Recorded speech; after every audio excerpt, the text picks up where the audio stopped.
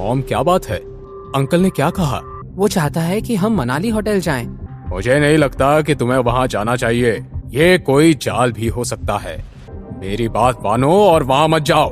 Bridge ने एक बार फिर कोशिश की। अच्छा मॉम, लेट्स गो। अंकल ने हमें होटल बुलाया है, कुछ सोच समझ कर ही बुलाया होगा। आज मैं इस आहान को छोड़ूंगा नहीं। आज मैं उसे पैर पकड़कर अपनी माफी मंगवा कर रहूंगा। रजत बिस्तर से उठकर जाने लगा। मुझे नहीं लगता कि तुम्हें वहां जाना चाहिए। मेरी बात मानो और वहां मत जाओ। हो सकता है कि सुशील खुद वहां फंस गया हो। अगर उसने आहान को सच में पकड़ लिया है तो फिर वो उसे यहां लेकर क्यों नहीं आता? क्या आपको ऐसा लगता है कि सुशील हमें धोखा देगा? उसकी मार्शल आर्ट ट्रेनिंग के लिए हमने इतने पैसे खर्च किए हैं। बात चाहे जो भी हो, पर अब मेरा बेटा उस आदमी से बदला लेकर रहेगा। कुछ देर बाद दोनों माँ बेटे मनाली होटल पहुंचे। उनके पीछे पीछे ब्रिज भी वहां आ गया। तीनों ने रूम में घुसकर नोटिस किया कि आहान सोफे पर बैठकर आराम से चाय पी रहा था। क्या ये वही आदमी है जिसने तुम्हारी ये हालत की? हाँ मॉम। इतना सुनकर सुहासिनी आहान की तरफ गई और उसे थप्पड़ मारने के लिए हाथ उठाए ही था कि तभी उसका हाथ किसी ने पकड़ लिया। वह हाथ किसी और का नहीं, ब्रिज चौधरी का था। ये तुम क्या कर रही हो? क्यों हम सबको मुसीबत में डालना चाहती हो तुम? रूम में एंटर करते ही ब्रिज ने राज चोपड़ा और गुरुजी को देख लिया था। ब्रिज समझ गया था कि आहान कोई मामूली आदमी नहीं है। ब्रिज चौधरी, मुझे नहीं पता था कि तुम में इतनी हिम्मत है। तुम्हें क्या लगा कि तुम यंग मास्टर को नुकसान पहुंचाने किसी को भी भेजोगे और फिर खुद बच जाओगे?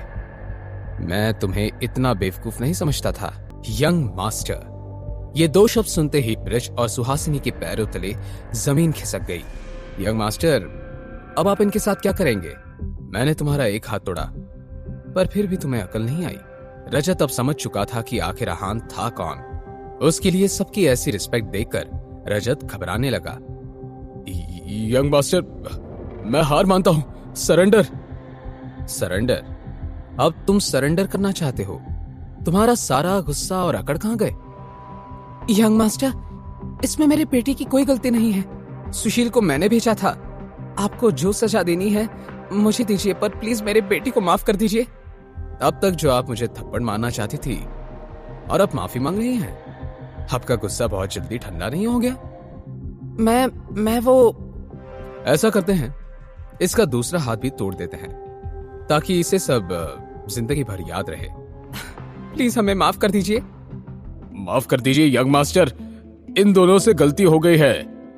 उसकी माफी मैं मांगता हूं आपसे। आगे से ऐसा कुछ नहीं होगा। गलती शायद मेरी है। मैं ही अपने परिवार को अच्छे से मैनेज नहीं कर पाया। जाने दो, ये लास्ट टाइम है कि मैं तुम्हें माफ कर रहा हूं। अब अगर आगे कुछ ऐसा किया तुम लोगों ने तो मैं तुम्हें छोड़ूंगा नहीं, समझे? Now just get lost. Thank you young master, आप महान हैं। आपका दिल बहुत बड़ा है। आगे से मैं पूरा ध्यान रखूंगा कि मेरी बीवी और बेटा ऐसी कोई गलती ना करे। आहान ने अपना मुंह फेर लिया। इसके बाद चौधरी फैमिली वहां से चली गई। राज और गुरुजी भी वहां से चले गए। आहान फिर से सोफे पर बैठ गया। वो सोचने लगा कि कैसे ब्रिज ने अपने परिवार को बचा लिया था। उसे अपने पुराने दिन याद आ गए, कैसे उसका पूरा परिवार उसे और उसकी मां को टॉर्चर करते थे और वो भी ऐसे ही घुटने टेक कर गिड़गिड़ाते थे। ये सोचते सोचते आहान की आंखें थोड़ी नम हो गई। तभी सुशील बाथरूम से बाहर आया। यंग मास्टर, मैं तुमसे कुछ सवाल करूंगा, उसका सच सच जवाब देना तुम, और मैं तुम्हें जाने दूंगा। आहान ने कहा, आप मुझसे जो पूछना चाहते हैं पूछ सकते हैं, मैं झूठ नहीं बोलूंगा। मार्शल आर्ट स्टेज 1 में कितने लोग हैं? आहान ने सवाल किया। यंग मास्टर, जितना मैं जानता हूं अभी मार्शल आर्ट स्टेज 1 में मनाली शहर के 150 लोग हैं। इनमें से 100 लोग तो केवल 1 पर हैं और 30 लोग केवल 2 पर हैं और 20 लोग फाइनल लेवल पर हैं। सुशील ने सच सच जवाब दिया। अच्छा ये बताओ, ये मार्शल आर्ट के स्टेज 2 पर कितने लोग हैं? स्टेज 2 पर ज्यादा लोग नहीं है, लगभग 10 से 12 लोग होंगे। इतना कहते हुए सुशील ने उसके नाम और लेवल बताने शुरू किए। आहान उन्हें बहुत ध्यान से सुनता रहा और नोट करता रहा। वो उनके बैकग्राउंड के बारे में जानना चाहता था। और हाँ, जो आदमी मास्टर चोपड़ा के साथ था वो भी स्टेज 2 पर था, पर कौन से लेवल पर था ये मुझे अच्छे से नहीं पता। अब आहान का सुशील की बातों पर ज्यादा ध्यान नहीं था। उसने एक नाम सुना और उसी पर अटक गया। वो कहीं ना कहीं जानता था कि वो आदमी कौन था और शायद 3 साल पहले उन आदमियों के साथ था जो उसके पीछे पड़े थे। क्या आप मेरा एक काम करेंगे? मैं आपका हर काम करूंगा। मैं चाहता हूं कि तुम मार्शल आर्ट एक्सपर्ट अक्षय से दोस्ती कर लो। मुझे उसके बारे में कुछ इंफॉर्मेशन चाहिए।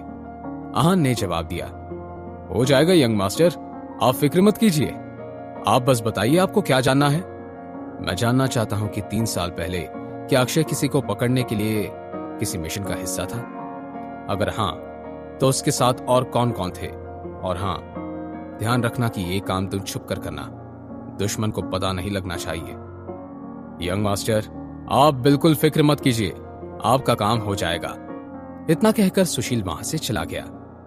क्या सुशील ये इंफॉर्मेशन निकाल पाएगा? क्या हान जान पाएगा कि उसकी जान लेने के लिए 3 साल पहले कौन आए थे? जानने के लिए देखिए अगला एपिसोड सिर्फ पॉकेट एफएम के यूट्यूब चैनल पर। और सीक्रेट अमीरजादा के सारे एपिसोड्स को सुनने के लिए डिस्क्रिप्शन में दी हुई लिंक से डाउनलोड कीजिए पॉकेट एफएम ऐप।